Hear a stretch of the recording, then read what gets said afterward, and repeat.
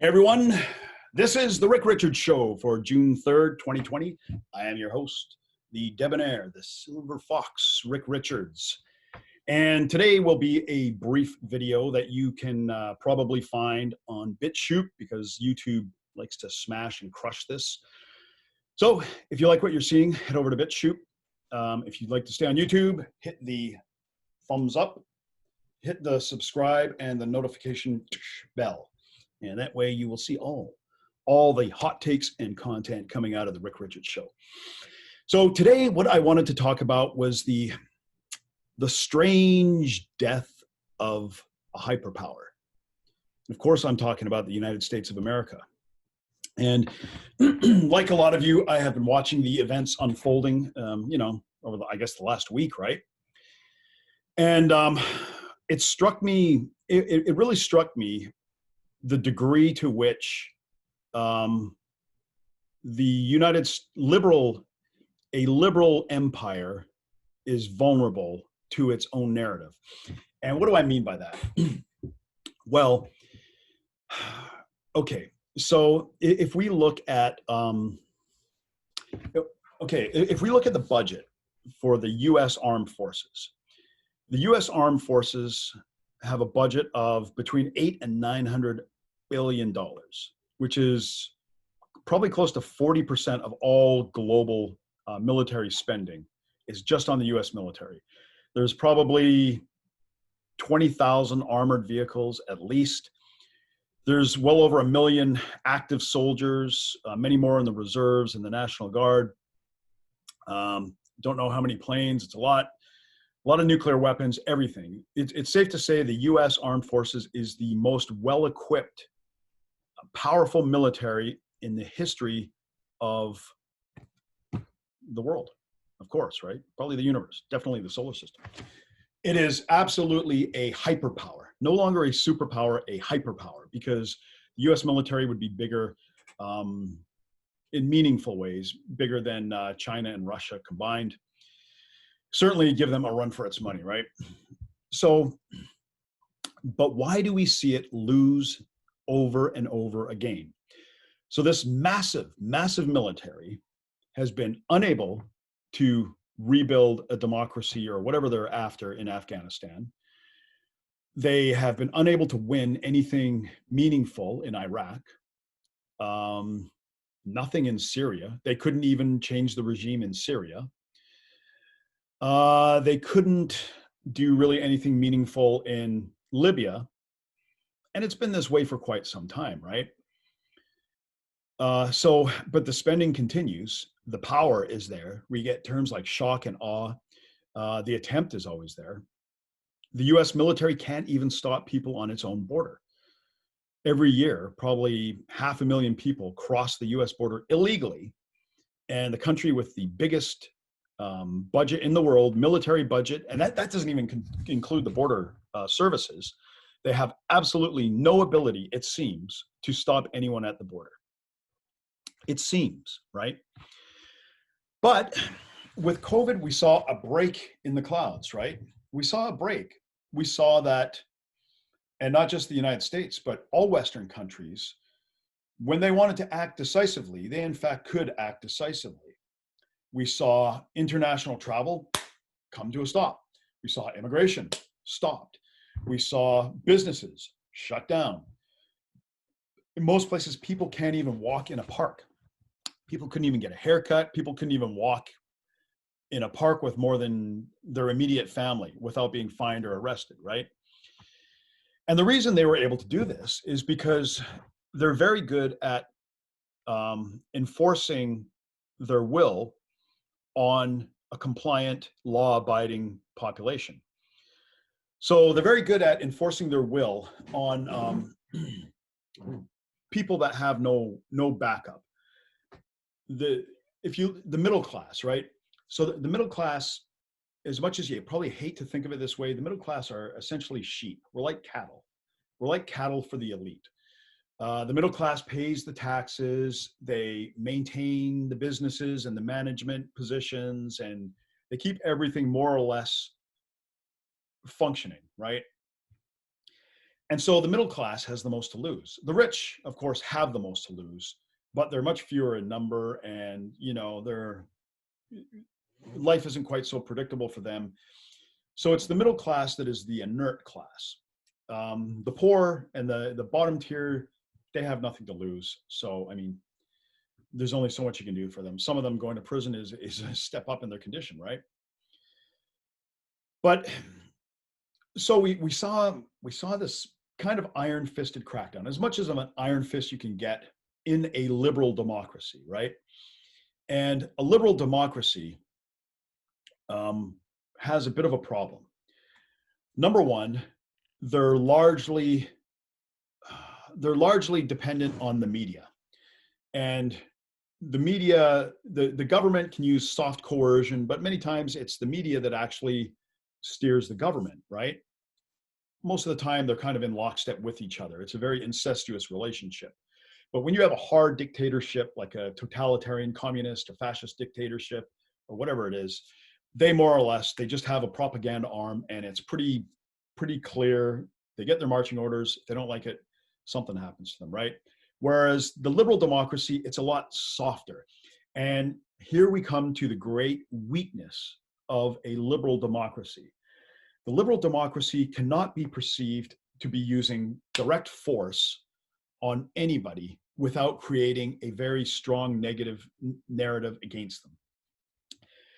So, I mean, if the media had worked to create a narrative of Saddam Hussein or Bashar al-Assad or Osama bin Laden or whoever it was, if they had worked to create this narrative where that person was a victim of racism or a freedom fighter or whatever, and they had spent years doing that, then the US wouldn't be able to act. The media apparatus had to swing by and do them a solid and portray all of these people as tyrants, rape rooms, giving their troops Viagra, so that they can commit mass rape.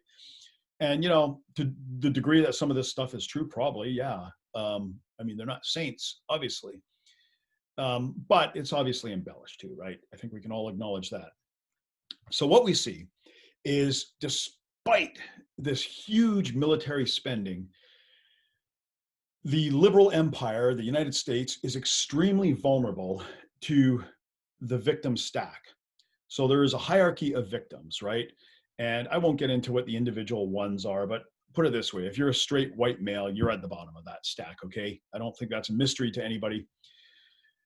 Or if you're, every now and then we get honorary people at the bottom of the stack. Sometimes it's Muslim terrorists. Occasionally it's, Chinese. They can come in and they can take honorary status at the bottom of that stack, but it's got to be for reasons other than racism, because racism is the ultimate trump card. So we see the weakness with all this power, that the United States is completely rendered incapable in the face of a march of victims, right? All this power that they had just weeks ago to keep people, even 5 people, from walking through a park. Now they can't stop a mob of people walking down a street, setting fires to buildings. They can't stop it. Why? Because they have negative optics from doing that. For the same reason they can't stop people at the border, right? For the same reason they can't use their entire military apparatus to just level Syria or Iraq or Iran or whoever's in the crosshairs next. They can't do that because they know that they're going to get the optics of people on the victim narrative dying. You're going to see dead kids. You're going to see dead women. You're going to see LGBTQ, whatever, being unfairly victimized and all this stuff, right? So the Achilles heel of the liberal democracy is the victim hierarchy. And we have seen the precedent for this before. The British Empire was another empire built on liberalism. A little different form and function than the United States, but still those basic tenets were there. And that's how India and Gandhi were able to defeat it. India wasn't a peace-loving guy. Neither was his associate Nehru. They were all for violence, but they just didn't have the means to carry out that violence, resistance, right? They didn't have the guns, and they thought that their population was too demoralized and too browbeaten to really take up an armed physical resistance. So they said, look, if you're gonna take the meek approach, then sit in front of these guys and protest. And so they had the nonviolent passive action, and it worked, right? And that's exactly what we're seeing now. This is working. And this is eventually what's going to bring down the United States, or at least pull the United States into a state of civil war. And yes, I have predicted this before. I said there won't be a revolution. I said the United States is not going to continue on as it is. There will be a civil war. And I can say this I can say that the United States will break up. I can't make predictions on the degree of violence and stuff. And I'm not calling for it. I'm not calling for civil war. I must be very, very clear about that. I abhor violence, disavow violence of any sort. I need to cover my ass in that respect. Okay. I am merely prognosticating, predicting what I think will happen. And in all of history, there has never been a multi-ethnic empire that could stay together. There's only one way to keep it together for a period of time, and that is with an authoritarian iron fist ruling it. And we got a glimpse of this during the COVID situation. We got a glimpse of an iron fist authoritarian type of rule. And, it kind of works in that sense, right? But it only works for so long, and it only works as long as you tell people you're protecting them. Pretty soon they're going to catch on that they're not being protected, right? But the problem with a liberal democracy is you can't enforce an authoritarian rule onto people, because first of all, you've spent the last 60 years in lockstep with the media building up the victim narrative. So any kind of optics on that kind of victimization, I mean, George Floyd, anytime someone dies, it's regrettable. Anytime somebody dies, well, I shouldn't say anytime someone dies, it's regrettable. If some dirtbag dies or some piece of shit, maybe it's a good thing. But anytime there's an interaction and it results in somebody's death, I think we have to say that is regrettable, and it's unfortunate, and it's a tragedy. It's a failure, right? It's a failure on some party or some situation. Now, is this because his knee was on his back? I don't know. That seems like an unlikely way for someone to die. Did he have underlying conditions? Probably that's more likely, and probably the guy was being insensitive, the policeman, whatever, right? I mean, there's thousands, if not hundreds of thousands of interactions every day. This one happened to be between a white authority figure and a black victim, right? That's all it takes. That's where the liberal victim narrative takes hold and goes wild. I mean, do you think there would be protests if it was reversed? No, it's still same result. A person dies. One person's acting out of order. Same result, but there's no way, right? Because that defies the narrative, right? It defies the hierarchy of the liberal democracy. So, in short, in summation, I will simply say this: the great weakness of the liberal democracy is its inability to act against weaker opposition. Its inability to defy bad optics, which is even more pronounced now in the age of social media and everybody has a camera. There's the media, the state can't avoid bad optics if they've done something out of turn, right? Whereas 100 years ago they could. So that is what's going to bring down the United States. And I'm not saying it's happening over the next month. It's been in the works for a while, to be honest. And it's just escalating further and further. And these protests or these destruction or whatever you want to call it, it's not changing anything. What are you protest? What do you want to happen differently, right? Either the police are either they're following procedure or they're not. And if they're not, then they will be charged or brought to justice, or they should be. And if they are following procedure, what do you do then, right? Then the procedure has to be changed, right? So there we go. I mean, that's the end of it. We are seeing the death of a hyperpower, and the weakness. The U.S. is like a country with this massive impenetrable shell but the foundation is rotting. There's a rotten foundation, and the whole apparatus is going to collapse. So I'm not hoping for it. I'm not wishing for it. I do see it as inevitable. So think of that what you will. On, you know, that I know that's kind of a dark tone. So I'll leave you with this positive. You don't necessarily have to view this as a bad thing. Will the United States look exactly how it looks now 10 years from now? No, I really don't think it will. I don't think it'll make it another 10 years. Certainly, I don't think it'll make it another 15 years, but that doesn't necessarily have to be a bad thing. Maybe something good will come out of it. Maybe you'll have some sort of regrouping that works for everybody, right? Maybe bloodshed will be minimal.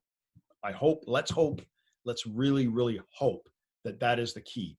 And for that to be the key, people have to start thinking about it now and start planning for that kind of stuff. Okay. All right, guys, I'll leave it there. Thanks a lot. Even if these are dark subjects, if you like it, hit the thumbs up button, hit the subscribe button, hit the notification bell, and I will see you on BitChute.